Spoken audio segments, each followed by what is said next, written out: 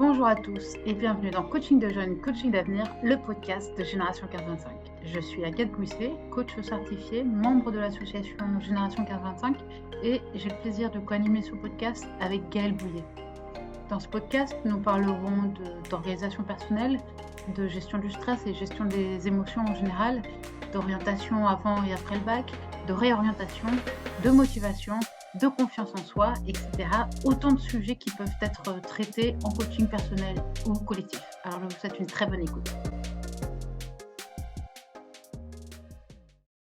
Alors bonjour et bienvenue dans ce nouvel épisode de Coaching de jeunes, Coaching d'avenir, le podcast de Génération 1525. Aujourd'hui, nous allons traiter de la gestion du stress. Et pour ce faire, j'ai le plaisir d'accueillir Cécile Solar et Isabelle Jean-Jean, qui sont toutes les deux coachs de jeunes et membres de l'association Génération 1525.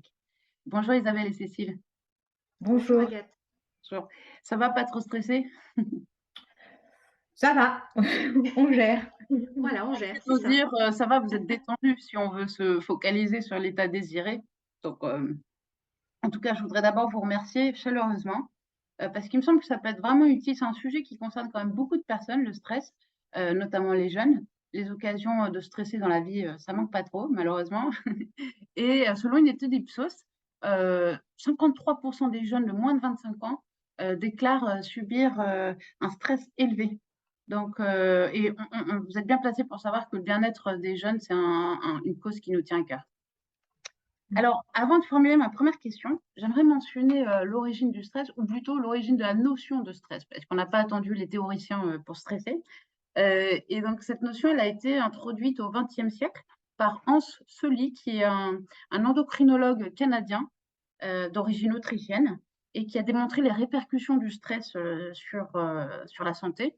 Et ces théories, en fait, de réponse de l'organisme à des agents extérieurs stressants, comme dans le cas de traumatismes émotionnels ou de grands brûlés, mettent en évidence le lien entre le cerveau, les émotions et plus généralement le corps. Et en 1956, il a publié un livre qui s'appelle Le stress de la vie. Et à partir de ce moment-là, on déroule, si j'ose dire, le tapis rouge à la notion de stress qui fait une entrée retentissante dans la langue française et dans le répertoire des maladies du monde moderne.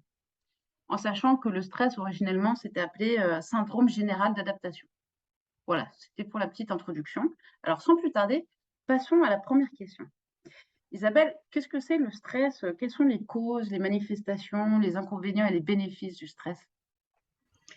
Alors, on va peut-être déjà commencer à définir ce qu'est le stress. Alors, le stress n'est pas une émotion, c'est une réaction de l'organisme pour faire face à une situation que nous considérons comme dangereuse pour notre équilibre personnel, une situation difficile à éviter, voire insupportable, et qui forcément nous demande de nous adapter. Tu as parlé de syndrome d'adaptation d'ailleurs juste avant. Et donc, le corps va produire des hormones du stress, comme l'adrénaline et le cortisol. C'est une réaction biologique du corps qui a permis à l'espèce humaine de survivre jusqu'à aujourd'hui. C'est quand même grâce à cela que nous sommes ici aujourd'hui. Rappelons qu'être stressé, c'est aussi utile, ne pas l'oublier, car ça peut vraiment procurer de l'énergie positive et ça peut nous booster dans nos actions. Et puis les hormones du stress vont nous servir à augmenter notre attention aussi, notre concentration et notre force. Il sera important d'activer un juste niveau de stress pour s'adapter à la situation. Et surtout pour qu'il ne s'installe pas dans la durée. Et c'est là l'élément important parce que si nous restons à un niveau de stress trop élevé trop longtemps, il peut vraiment y avoir un vrai risque d'épuisement. Et donc on a noté globalement 4 catégories de stress qui sont diagnostiquées par les professionnels de la santé. Donc on peut parler déjà de stress physique. Le stress physique, c'est souvent la forme de stress la plus évidente en fait, on la ressent dans le corps. Le stress peut se présenter sous forme de maux de tête ou de toute autre douleur corporelle. On remarque aussi une augmentation du rythme cardiaque. Et par exemple, en période d'examen, un jeune pourra sentir les battements du cœur qui s'accélèrent, et il pourra avoir les mains moites ou ressentir des maux de ventre, par exemple. Il peut y avoir aussi d'autres symptômes. Et puis, la deuxième catégorie du stress est le stress mental. Donc, le stress mental, c'est une forme assez fréquente et plutôt facile à reconnaître. C'est-à-dire que le stress mental, il se présente sous la forme de problèmes de mémoire, par exemple, de difficultés de concentration ou d'anxiété. Par exemple, un jeune qui n'a plus du tout accès à ses ressources et à ses connaissances devant sa feuille d'examen, on peut dire qu'il va avoir un trou de mémoire et du coup, il va se retrouver face à une page blanche. Donc voilà, c'est un petit peu la définition du stress mental. Et puis, donc, troisième catégorie, le stress comportemental. Alors, c'est un type de stress qui est peut-être un peu plus difficile à diagnostiquer seul. Il va se manifester en fait par des changements dans nos habitudes courantes. Alors, par exemple, dans les habitudes alimentaires, c'est-à-dire concrètement, on va être amené à manger plus ou alors manger moins qu'avant. Dans les habitudes de sommeil, peut-être avoir besoin de moins dormir ou en tout cas moins avoir envie de dormir ou alors avoir beaucoup plus envie de dormir que d'habitude. Et puis ce stress comportemental aussi, il peut se manifester par la perte d'envie du lien social et également dans l'évitement des responsabilités du quotidien. Voilà, se mettre en retrait et ne plus avoir envie de faire face. Et puis la dernière catégorie, c'est le stress émotionnel. Donc c'est une autre forme, même plus difficile à diagnostiquer. C'est lorsque le corps éprouve un stress émotionnel, il a tendance à se préparer à combattre ou à fuir, ce qui peut se manifester de façon indirecte ou inversement, se mettre au ralenti ou même ne plus vouloir bouger du tout. Effectivement, on n'a plus du tout l'envie de faire quoi que ce soit. On va remarquer aussi une augmentation de l'agitation, de l'amorosité, ou alors, comme je l'ai dit précédemment, un repli sur soi, si par exemple le jeune s'isole de sa famille ou de ses amis. Donc en résumé, le stress, on a vu qu'il affecte non seulement la santé mentale, mais aussi la santé physique. Il peut provoquer à la longue des maladies cardiovasculaires, des maux de tête, des maux de dos, des problèmes de sommeil, des crises d'angoisse, voire des crises de colère ou des crises de ce qu'on appelle de spasmophilie. Et puis, comme on l'a vu précédemment, il peut aussi générer un vrai manque d'appétit ou au contraire générer un comportement plutôt boulimique. Mhm. Ok. Est-ce que tu veux bien reprendre les 4 points pour qu'on mémorise un petit peu, que tu as énumérés? Oui, absolument. Donc, dans les 4 catégories, on a parlé de stress physique, Mhm. on a parlé de stress mental, Ouais, du stress comportemental dans ouais. nos comportements habituels et du stress émotionnel lié à nos émotions. Ok, très bien. Et donc, tu as dit qu'il y avait un juste niveau de stress. Ça, c'est intéressant de voir ça. Euh, Absolument. ok. Alors, Cécile, est-ce que tu pourrais nous dire quelles sont les problématiques fréquentes liées au stress, s'il te plaît? Non. Donc, comme on vient de l'expliquer Isabelle, le stress peut intervenir dans différentes situations, quand on doit faire face à de nouvelles situations. Donc, voici bien évidemment une liste non exhaustive des principales causes liées au stress. Une des plus connues, c'est bien sûr la surcharge de travail et d'activité, mais également toutes les difficultés relationnelles et la peur de s'affirmer, ou les problèmes familiaux, que lorsqu'un jeune a des relations difficiles dans sa famille, avec ses frères et sœurs, dans son entourage, ça, ça peut être provoqué du stress. Les problèmes financiers, et puis si on se concentre particulièrement sur la question du jeune, bah là, c'est tout son environnement scolaire et ses études. Donc, un jeune, particulièrement, par exemple, s'il prépare des examens, des concours, une prise de parole, le grand oral de terminale, l'orientation scolaire et le parcours sup, ça, ce sont des thématiques qui vont évidemment faire stresser le jeune. Puis, n'oublions pas, en fait, c'est tout aussi la question de l'adolescence et des bouleversements liés à cette étape de la vie qui, en fait, est une grande métamorphose et pour certains jeunes, ben, ça, c'est stressant. Ok. Ouais, j'ai vu effectivement dans une étude que l'école chez les jeunes, c'était le numéro 1 des facteurs de stress. Donc, Ouais. effectivement, c'est un sujet qui est important dans leur vie, donc on peut comprendre ça. Alors, en préparant cet épisode, je suis tombée sur une citation qui disait le stress, c'est comme un voleur qui frappe à la porte. Tu as le choix de lui ouvrir ou non. Et puis, en y repensant, je me suis mis en fait. Alors, d'abord, les voleurs frappent rarement à la porte. Et puis, je me suis dit, est-ce que vraiment, si on ne lui ouvre pas, il risque de frapper encore et d'insister? Donc, peut-être qu'il peut être intéressant de l'accueillir sans le laisser forcément s'installer. Donc, de pouvoir jongler entre le fait d'accepter qu'il soit là et en même temps trouver des manières de l'apaiser. Alors, justement, comment le coaching peut-il aider à mieux gérer le stress? Si tu veux répondre, Isabelle. Oui, Alors absolument, on va peut-être d'abord refaire un point sur ce qu'est le coaching en fait. Le coaching, ce n'est ni une thérapie, ni du conseil, ni de la formation. Et c'est simplement un accompagnement qui va permettre de se questionner sur ses besoins, sur ses ressources et de trouver les moyens pour se mettre en action vers un objectif précis. Et ça, c'est extrêmement important. Alors c'est vrai que le coaching et le stress, euh, ce qu'on peut dire, c'est que dans de nombreux accompagnements de coaching, les jeunes généralement doivent faire face au stress car ils vivent des périodes inconfortables, de grands changements. Un jeune qui vient en accompagnement en coaching, effectivement, c'est qu'il a un besoin de trouver une solution. Alors, ils vont aussi faire face à des choix pendant cet accompagnement, ils vont devoir prendre des décisions. Ils vont être là aussi pour clarifier leur situation d'orientation et de projet professionnel. Et tout ça, ça va générer quand même voilà, des émotions et probablement un petit peu de stress. Mais voilà, rappelons que le coaching, c'est quand même un accompagnement très personnalisé. C'est-à-dire en fonction vraiment de la problématique et de la demande du jeune. Par exemple, on peut proposer quelques thématiques. Ça pourrait être devoir choisir ses spécialités en première, passer les étapes de Parcoursup, se préparer à des entretiens, ou simplement aller déceler ses talents, ses forces pour mieux savoir s'orienter. Et puis, ça va aussi permettre d'augmenter sa confiance en soi. Donc, bien sûr, la liste n'est pas exhaustive, hein, il y a plein d'autres demandes.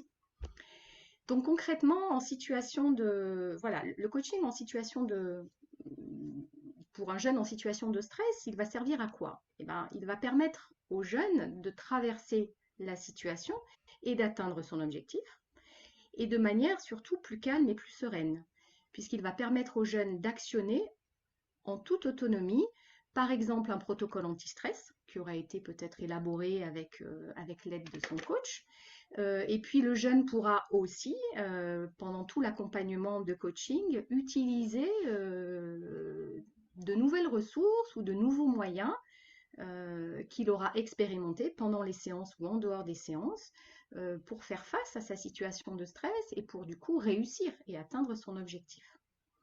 Et concrètement, ben, un jeune en coaching, ben, il devient conscient de ce dont il est capable et cela va augmenter son estime et sa confiance en lui et du coup permettre de faire baisser son niveau de stress par la même occasion. Mhm. Ouais, parce que plus tu as confiance en toi, plus moins tu as de raison de stresser, parce que tu sais que tu vas être à même d'affronter la situation, enfin de Tout gérer à la fait. situation. Et tu as toutes les ressources à disposition. Mhm. Ok. Donc c'est intéressant ouais, de pouvoir avoir un protocole anti-stress. Et effectivement, tu as bien défini le coaching comme le fait de questionner ses besoins et ses ressources et de se mettre en action vers un objectif. Absolument. Ok.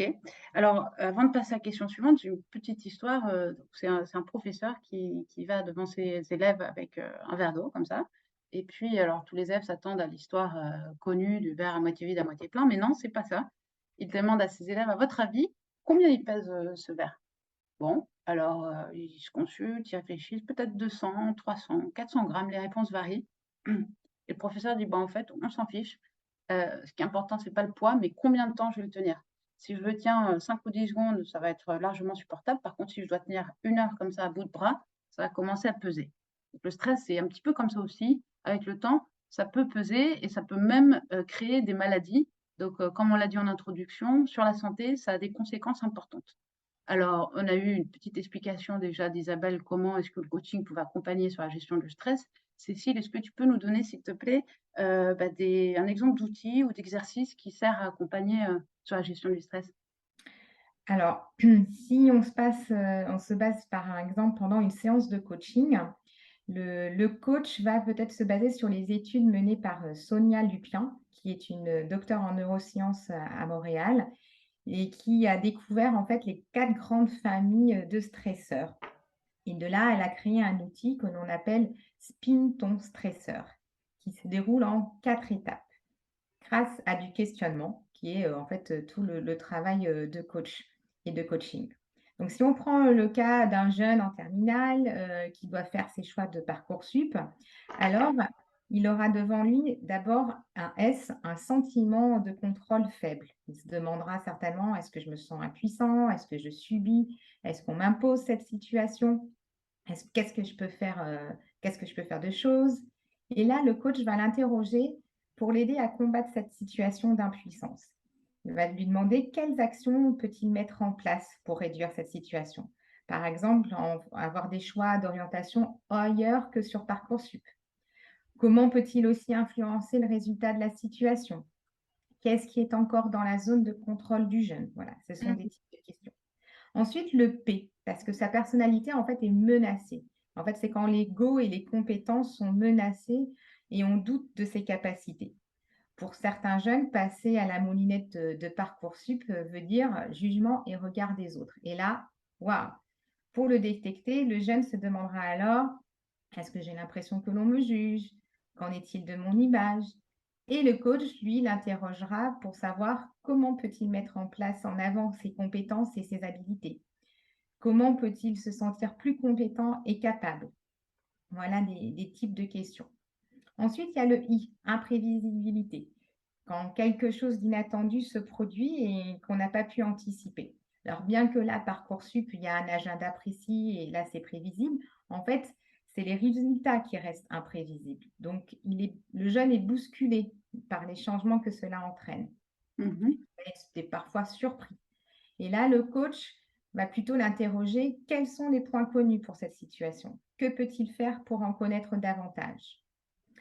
Et enfin, il y a la nouveauté, le N de nouveauté, typiquement lors de Parcoursup. C'est que lorsque le jeune fait face à une situation qu'il n'a jamais expérimentée.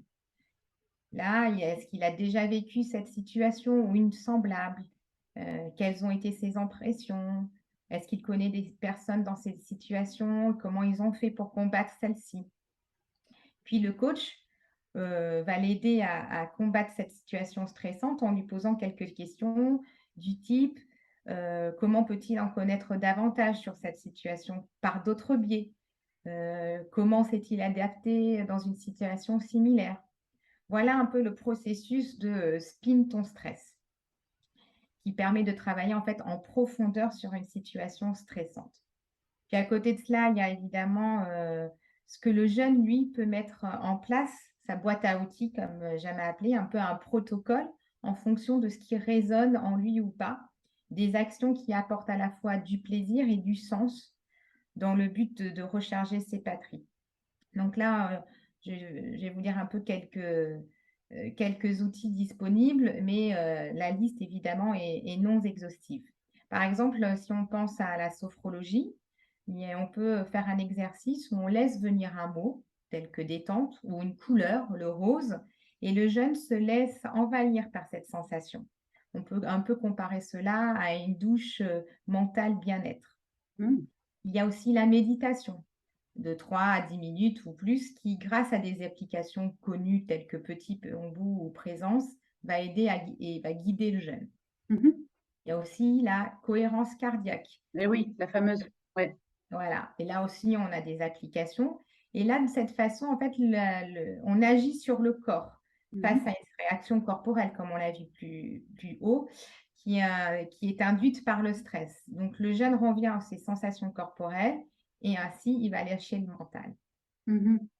On a aussi un autre outil appelé le portrait chinois de l'état émotionnel du jeune grâce à la roue des émotions, où en fait, on va d'abord identifier un ressenti physique, puis l'émotion liée, et cette roue va indiquer en fait ce que le jeune aura besoin pour se sentir bien là tout de suite. Mhm.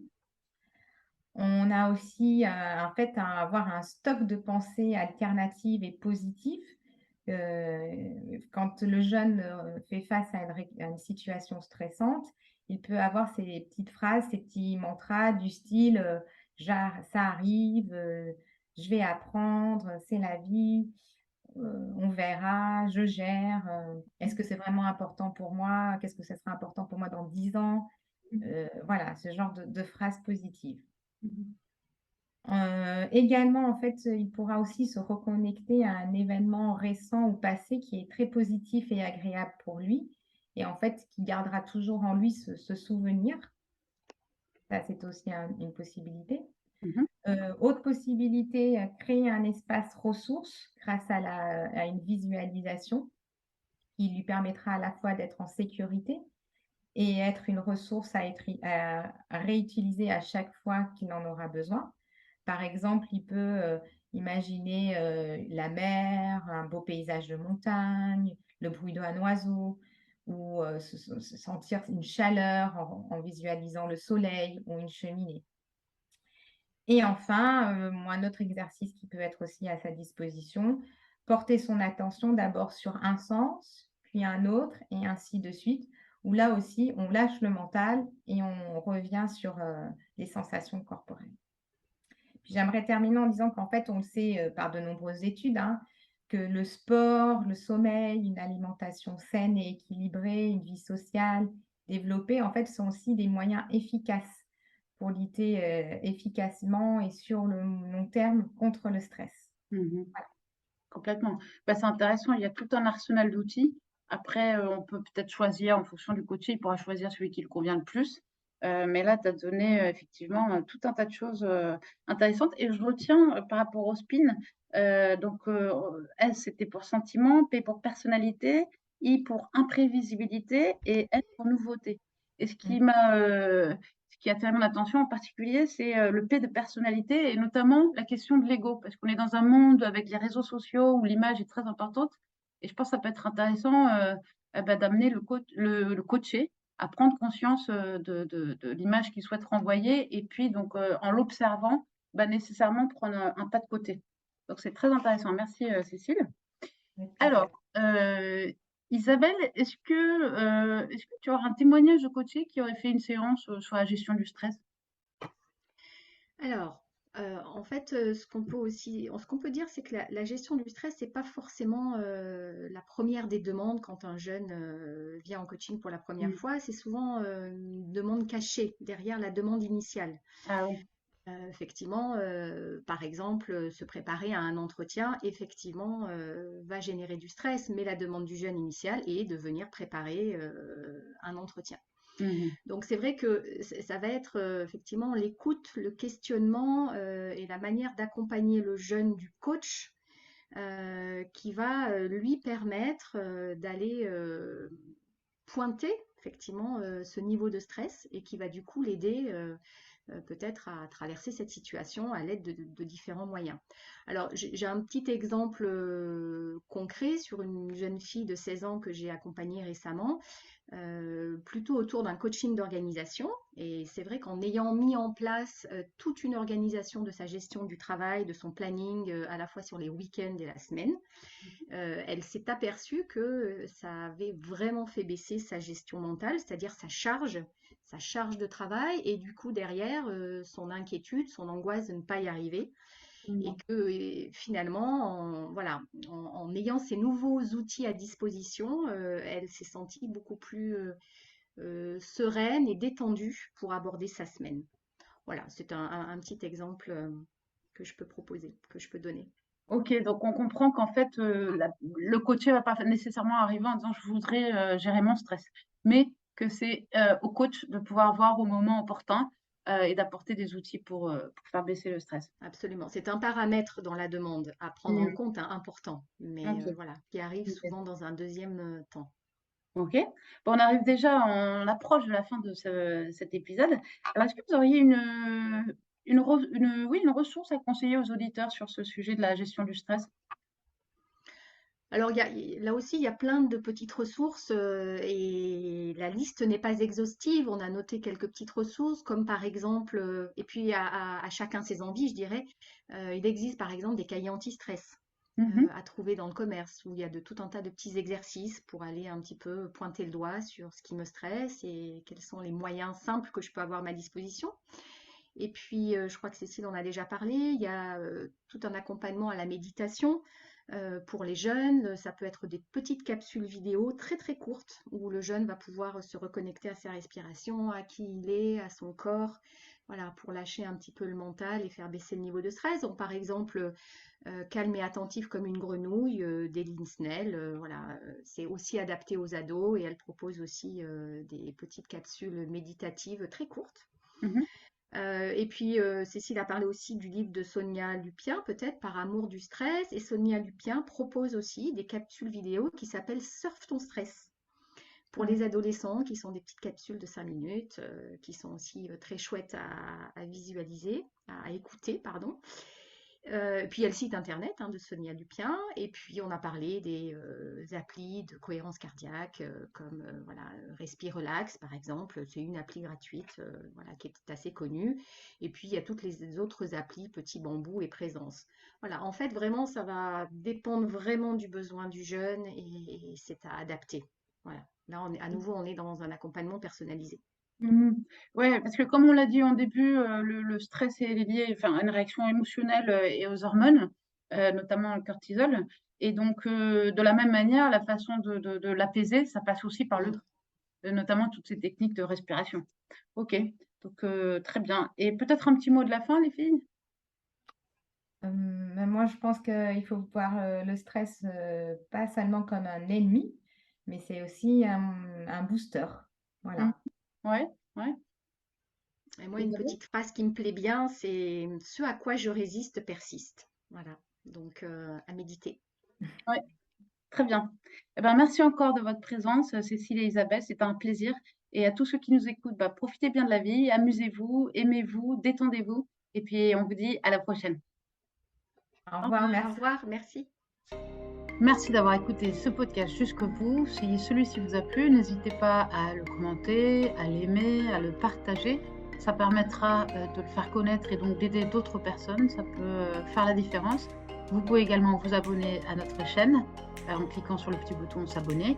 Et puis, n'hésitez pas aussi à aller consulter nos réseaux sociaux, Instagram, LinkedIn, Facebook. Vous pouvez également consulter notre site www.génération1525.fr. Alors à la prochaine.